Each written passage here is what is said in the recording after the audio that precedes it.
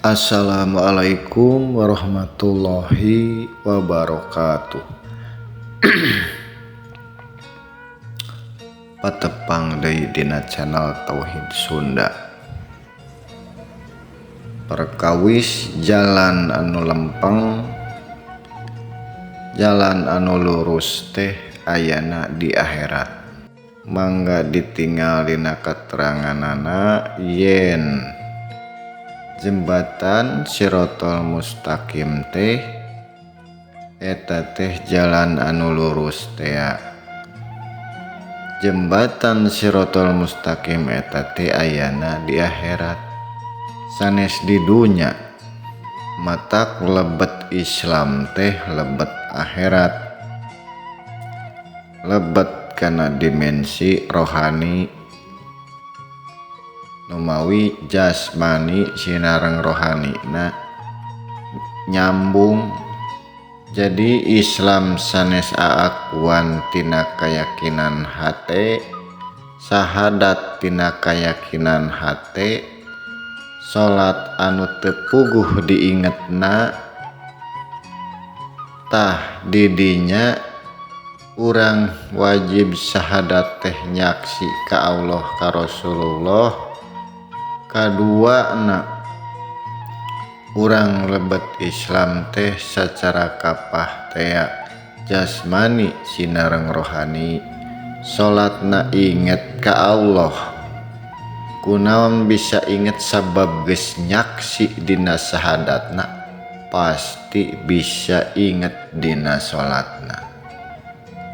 Kunaon teu bisa inget ka Allah teh, ingetna kana naon bae sabab can nyaksi dina sahadatna, karek saukur kayakinan. Bari jeung di bejaan teh kalah neutreug, kalah molotot pandumuk sahadat teh bersaksi. Dina artina ge bersaksi, tapi manusia kekeh daku kayakinan teh jadi ngarasa disalahkeun, tah didinya akhirna kalimpudan ku nafsu, akhirna mung narima. Tah eta nu disebut ngerasa bener teh. Ari ngabejaan ka batur kosongkeun gelas, ai soranganana sok molotot. Ai ngabejaan ka batur nahan hawa nafsu, tapi di bejaan kalah ka ngabalieur. Ta eta nafsu anu lemes teh, sabab ego anu teu narima. Tah jalan anu lempeng teh ayana di akhirat. Kumaha cenah nyorangna? Nya nyorangna kedah ngangge ilmu, sabab lamun sahadat parantos nyaksi dina ilmu tarekatullah teh, urang bakal lebet diperjalankeun dina jalan eta anu pinuh ku rupa-rupa ujian. Ngalawan diri sorangan, ngalawan setan anu aya dina diri sorangan. Lamun urang teu kuat, urang bisa ngajuralit nya tigebrus teh kana naraka. Balik deui ka dunya, sabab kasered katarik kudunya kacintana. Sabab naon? Sabab kalolobaan manusia ngarasa geus di jalan anu lempeng, padahal can pernah dina sahadat nage, can pernah nyaksi ka Allah, nyaksi ka Rasulullah. Di mana ayana bisa nyaksi ka Allah ka Rasulullah? Tepangan ulama. Tapi ulama nu mana? Ulama pewaris Nabi. Micinta ulama, micinta Rasul sareng Allah. Tah numawi dina Quran taat ka Allah, taat ka Rasul, taat ka ulil amri minkum.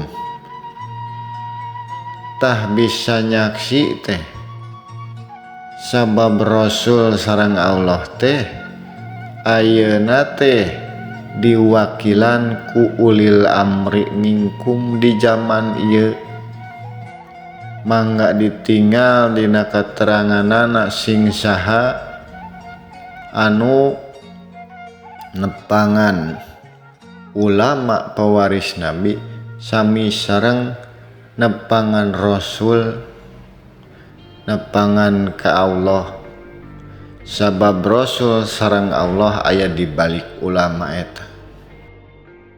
Nu mawi mandang ulama teh kacida pisan luar biasana sabab di balikna aya Rasul sareng Allah.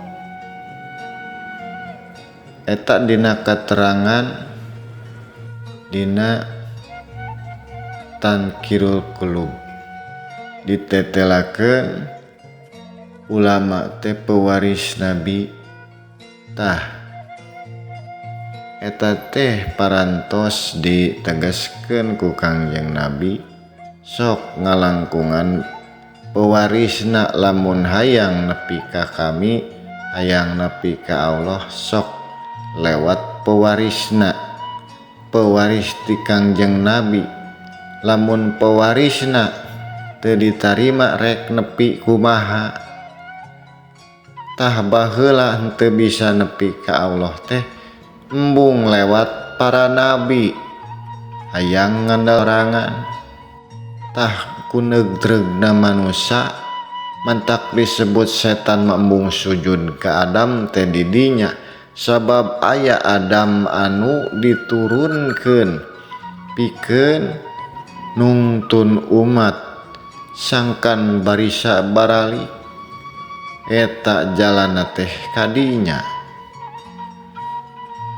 Nu mawi dina sholawat lamun henteu sholawat ka Kangjeng Nabi moal nepi di zaman Nabi Isa, moal nepi ka Allah lamun teu lewat Nabi Isa.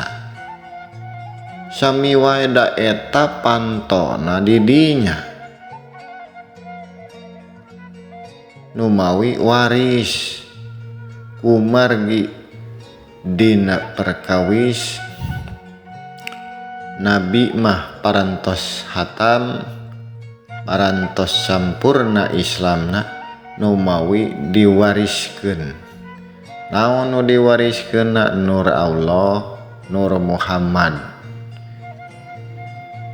Nurun ala nur anu manglapis-lapis eta teh cahaya iman anu wajib disorang di alaman sanes diapalkeun.